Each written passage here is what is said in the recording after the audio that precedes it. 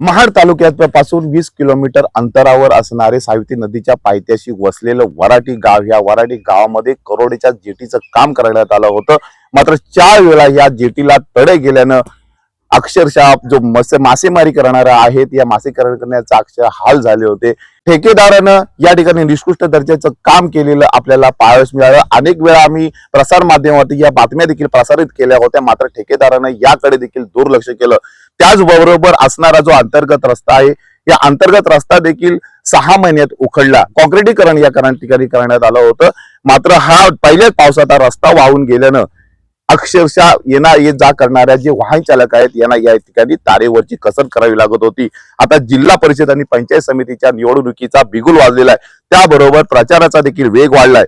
त्या आधीच ठेकेदाराने येऊन या काँक्रिटीकरणावर फक्त सिमेंटचं पाणी या ठिकाणी मारलेलं आपल्याला पाहायला मिळतंय। जर आपण माझ्या पाठीमागे पाहू शकता की हा जो चुना लावलेला जो रस्ता आहे, या रस्त्यावरती अक्षरशः दगडी उखळलेल्या आपल्याला पाहायला मिळत आहेत।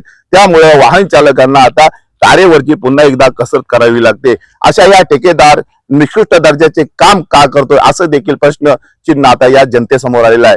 जिल्हा परिषद आणि पंचायत समितीची निवडणूक होते, विकास कामाचा जर दर्जा पाहिला तर अशा पद्धतीचा जर राहिला तर याकडे लक्ष कोण देणार, हे देखील पाहणं आता औचित्याचं ठरणार आहे। नितेश लोखंडे, LS मराठी, रायगड।